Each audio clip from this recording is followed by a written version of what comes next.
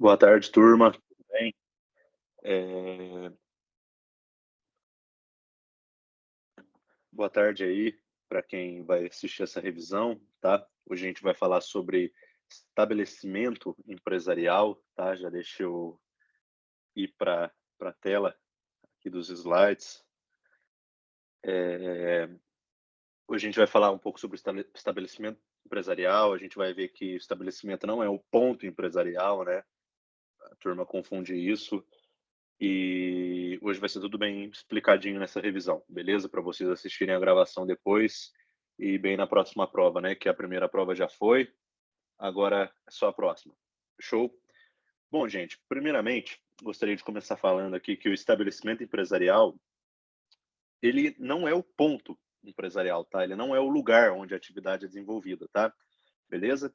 Então, como a gente pode conceituar o estabelecimento empresarial?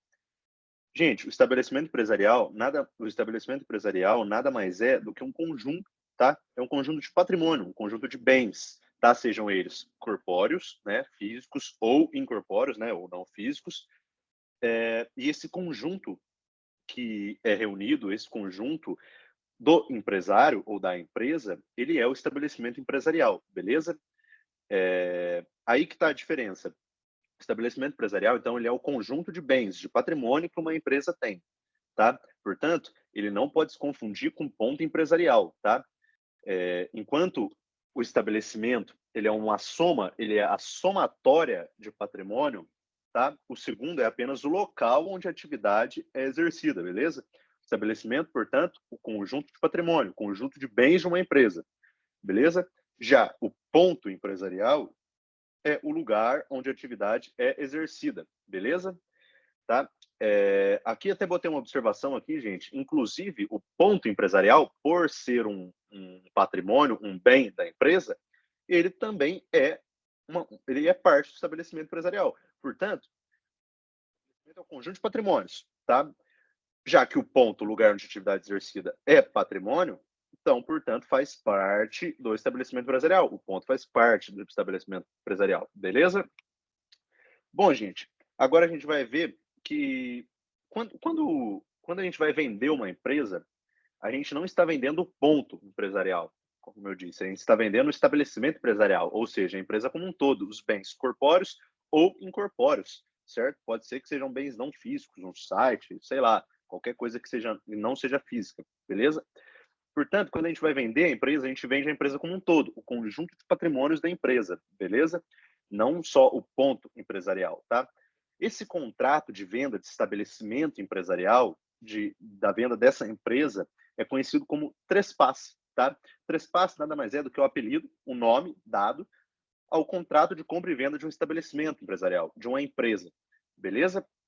É interessante dizer, gente, que esse trespasse, essa celebração desse contrato de compra e venda, ela deve ser feita de maneira formal, tá? Portanto, para que ela seja, para que ela, para que ela seja validada perante terceiros, é necessário que essa alienação, essa compra e venda, esse trespasse, ele seja averbado na junta comercial em que a empresa é inscrita. Lembrem, o registro de uma empresa é feito na junta comercial. Portanto, o registro está no nome de um dono, está no nome de um empresário, ou de alguns empresários, mas do sócio, do dono. Já que vai ocorrer a venda, é necessário que seja verbado, que esse trespasse, esse contrato de compra e venda, seja verbado na junta comercial onde a empresa foi registrada. Para quê? Para que essa alienação, para que essa compra e venda, ela possa valer perante terceiros. Portanto, ela só vai valer perante terceiros caso esse trespasse, essa compra e venda, for averbada na junta comercial. Porque pensa comigo, vamos supor que eu pague uma empresa, mas se ela não está averbada na junta comercial, o registro está no nome de quem? Está no nome do antigo dono. Então, na verdade, ele não é antigo dono, ele ainda é dono, então não vai valer perante terceiros, certo? O que vale perante terceiros, portanto, a partir do momento em que essa compra e venda, esse trespasse, ele é averbado na junta comercial onde a empresa foi registrada, tá? Portanto, depois que é averbado na junta comercial, vai ser publicado no Diário Oficial. Aí não tem mais erro. Aí a empresa vai estar realmente ali no nome, o registro vai estar no nome do novo dono. Beleza? Gente, agora é uma pergunta. Qual seria o valor ideal, né, dessa venda para vender um estabelecimento? Eu tenho uma empresa, qual seria o valor ideal para eu celebrar um trespasse, para eu vender meu estabelecimento empresarial? Às vezes as pessoas acham que é o conjunto de às vezes as pessoas acham que é o patrimônio que está somente ali no ponto, tá? Às vezes como o estabelecimento empresarial, ele é um conjunto de patrimônios, as pessoas acham que para eu vender, o valor daquela empresa é o conjunto de patrimônios. Vamos somar, então, todos os patrimônios que aquela empresa tem, para que assim a gente possa vender esse estabelecimento. Mas não, na verdade não é. O valor do estabelecimento empresarial, ele não é somente o conjunto de patrimônios, ele não é somente o que é o estabelecimento empresarial. Existe, gente, um estudo chamado aviamento. O que é o aviamento? O vendedor, o dono do estabelecimento empresarial, ele vai cobrar um valor a mais do que o conjunto de patrimônios daquela empresa. Tá? O que seria esse valor a mais? Seria esse valor a mais seria baseado na capacidade de captação de clientela e freguesia, beleza? Portanto, quanto maior a clientela, quanto maior a captação de clientela ou freguesia que aquele estabelecimento, que aquela empresa possui, maior será esse valor. Portanto, maior será o aviamento, tá? Gente, entendam clientela como fidelidade. O que seria uma fidelidade? Se eu sou cliente de um lugar, é porque eu volto sempre. É porque, qual lugar que eu vou comprar tal coisa? Vou naquele lugar. Então, eu sou um cliente, tá? Portanto, há uma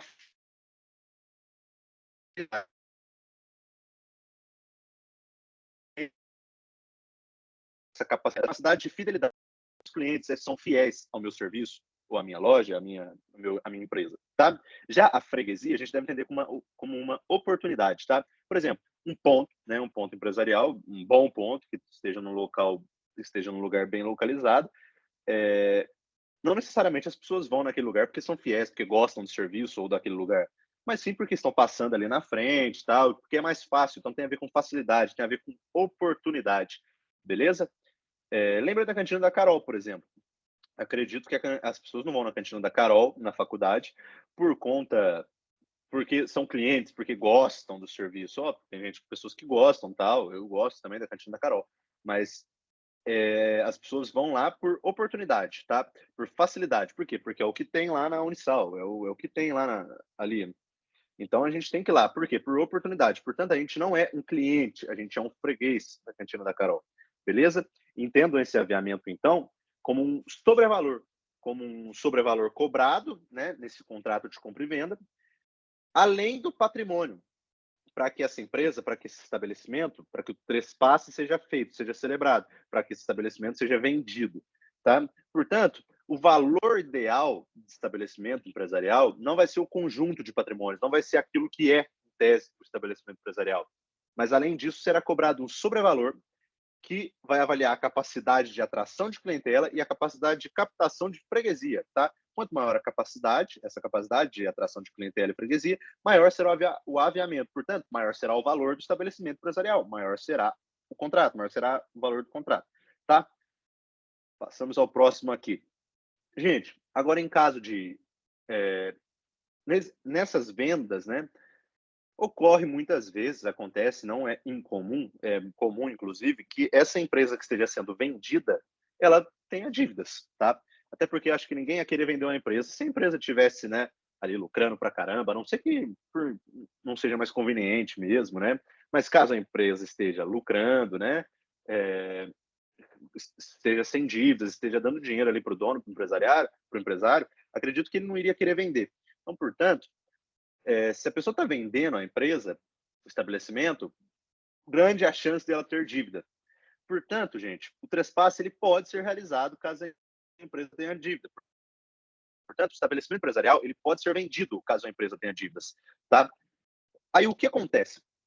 O que acontece é o seguinte: o comprador, a pessoa é conhecido como, né, o alienante, ele vai assumir todas as dívidas. Portanto, o comprador dessa empresa, né, o comprador, no contrato de trespasse, o comprador do estabelecimento empresarial, ele vai assumir todas as dívidas que aquela empresa tem. Isso é bom para o vendedor, certo? Portanto, assumindo as dívidas, o vendedor estará livre daquelas dívidas. Isso é bom, isso é um ponto porque incentiva ele a vender aquele estabelecimento que está endividado. Portanto, o comprador ele vai assumir todas as dívidas. Ocorre que, caso esse comprador não arque com as dívidas, não pague as dívidas que ele adquiriu junto com a compra do estabelecimento, o vendedor ele ficará solidariamente responsável por um ano, tá? Portanto, ele será devedor solidário no prazo de um ano. Então, se dentro desse um ano aí o comprador ele não pagar as dívidas que ele adquiriu com a compra do estabelecimento empresarial, quem deverá pagar vai ser o vendedor, tá?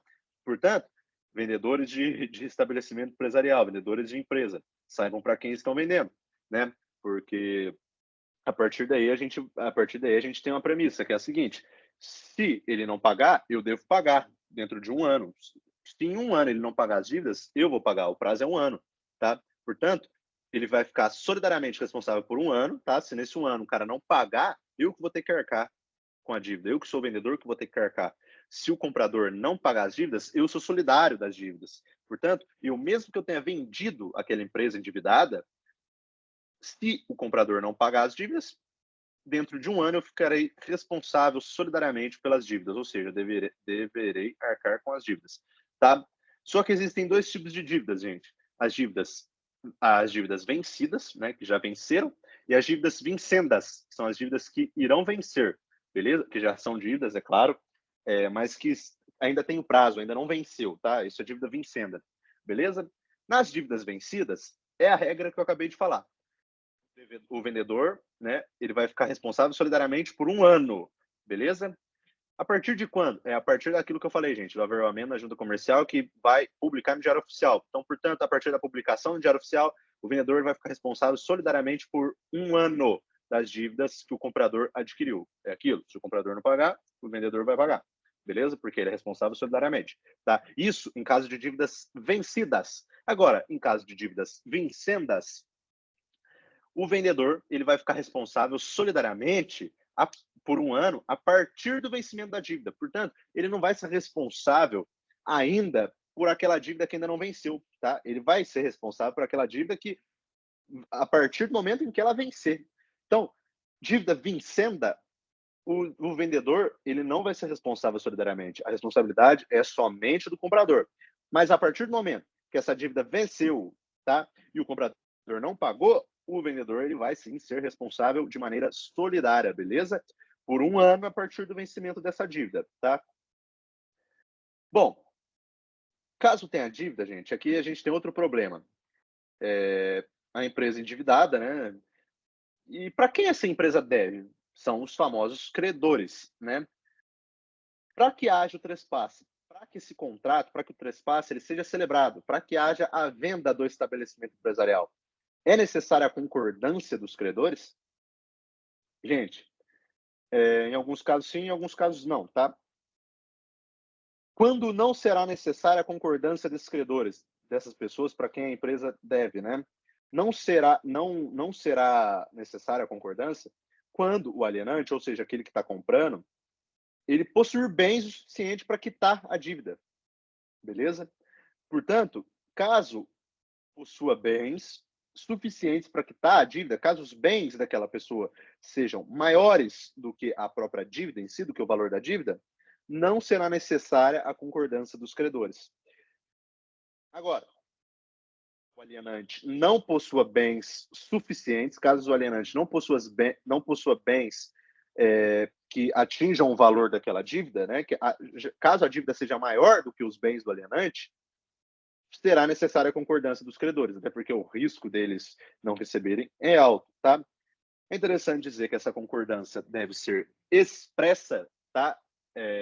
Portanto, ela deverá ser expressa dentro de 30 dias. No prazo de 30 dias, os credores deverão expressamente concordarem ou discordarem daquele trespasse, discordarem da venda do estabelecimento empresarial, beleza?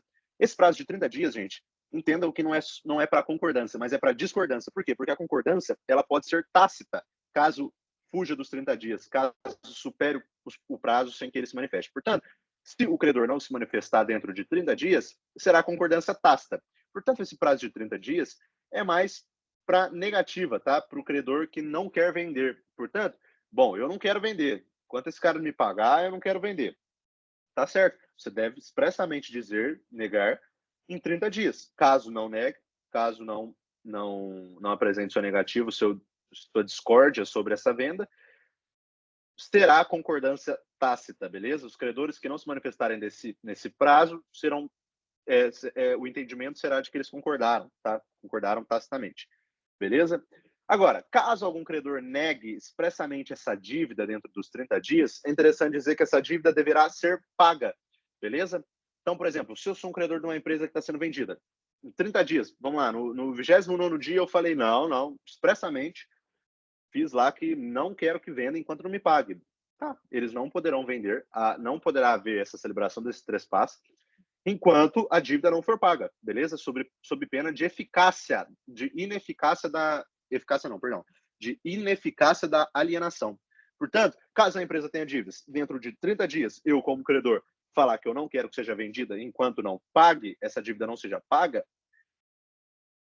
essa dívida deverá ser paga, porque se não for paga e ocorrer o trespasse, vai haver a ineficácia dessa alienação, tá? Esse trespasse será ineficaz, beleza? Portanto, é interessante a gente saber disso, tá?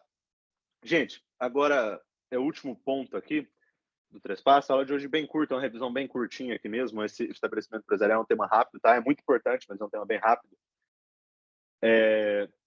Existe uma coisa que é colocada no trespasse, nesse contrato de compra e venda de estabelecimento empresarial, que chama-se cláusula de não restabelecimento. O que seria isso? Gente, seria muito desleal da minha parte, eu estaria usando da minha má fé se eu vendesse o meu estabelecimento empresarial para alguém e logo em seguida eu abrisse nas proximidades daquele ponto empresarial que eu acabei de vender, daquele estabelecimento empresarial que eu acabei de vender, eu abrisse uma concorrência, certo? Eu abrisse uma empresa do mesmo ramo e perto daquela antiga empresa que era minha. Eu estaria utilizando da minha má fé. Por quê? Porque alguns clientes eles são fiéis a mim, que era o ex-dono, e não necessariamente a empresa. Portanto, eu estaria sendo extremamente desleal se esse empresário que vendeu, né? A empresa estaria sendo extremamente desleal se abrisse concorrência ao comprador da empresa, beleza? Portanto, existe uma cláusula nesse contrato, nesse trespasse, que chama-se cláusula de não restabelecimento. O que seria isso? Gente, o vendedor ele não pode fazer concorrência a quem comprou, tá? Dentro de 5 anos, beleza? Mas como assim não fazer concorrência? Quando pensem nessa concorrência, entendam como uma empresa do mesmo ramo e dentro de um raio, dentro de uma área circunscrita, de uma área delimitada, beleza? Então, por exemplo, se eu vendi uma churrascaria, um restaurante especializado em churrasco, uma churrascaria, vendi o meu estabelecimento empresarial para alguém. E aí, na mesma rua, no mesmo raio, dentro de um raio estipulado, eu vou e abro outra churrascaria. Agindo de extrema má fé. Isso é um ato de má fé. Isso seria extremamente desleal se o vendedor fizesse isso. Portanto, dentro do mesmo ramo. Agora, vamos supor que eu vendi uma churrascaria. Agora, dentro desse raio estipulado, eu abri uma loja de material de construção, entende que não é do mesmo ramo, não tem nada a ver. Portanto, essa cláusula de não restabelecimento não vai atingir a minha loja de material de construção, entende? Vai atingir empresa do mesmo ramo, tá? Agora, vamos lá. O que seria esse raio estipulado? O raio estipulado pode ser uma área circunscrita, não sei quantos metros circunscritos, não sei o quê, ou no contrato de não restabelecimento, na cláusula de não restabelecimento, pode falar sobre cidade, tá? Isso é livre dos contratantes, beleza? É livre do vendedor com o comprador, de livre acordo. Pode falar, esse contrato pode dizer que o raio estipulado, a área circunscrita, seja dentro da cidade ou seja dentro de um bairro, tá? Portanto, esse raio estipulado não entendam só como uma área métrica, tá? Não sei quantos metros, não. Pode ser estabelecido dentro de um bairro. Eu não posso abrir empresa do mesmo ramo dentro do centro de Lorena, tá? Ou eu não posso abrir uma empresa do mesmo ramo em Lorena, beleza? Esse raio é de livre acordo das partes, beleza? Portanto, entendam isso. Relembrando, o vendedor não pode fazer concorrência ao adquirente, né, ao comprador, pelo prazo de 5 anos do mesmo ramo e dentro de um raio estipulado, dentro de uma área circunscrita. Beleza? Ah lá, como eu disse, o vendedor não pode ser concorrente, mas pode abrir empresa em ramo diferente, tá? Agora, essa cláusula, gente, ela não precisa ser expressa em contrato. Óbvio, expressa é melhor, né? Mas na omissão do contrato, caso não haja essa cláusula, tá? Será entendida como se houvesse, tá? A jurisdição, a justiça entenderá como se houvesse, tá? Então, a regra geral que o juiz vai levar, caso de BO, caso de merda, mesmo, falando na linguagem, caso de merda, o juiz vai entender, não, dentro de 5 anos, nessa área circunscrita aqui, empresa do mesmo ramo, você não poderia ter aberto concorrência, ainda que não haja, ainda que o contrato seja omisso quanto ao não restabelecimento, beleza? Portanto, caso esse contrato seja omisso, caso não haja essa cláusula de não restabelecimento, o juiz vai entender como 5 anos, beleza? Dentro do mesmo ramo e de um determinado raio estipulado, que ele mesmo vai lá, dentro dos períodos e tal, vai entender, beleza?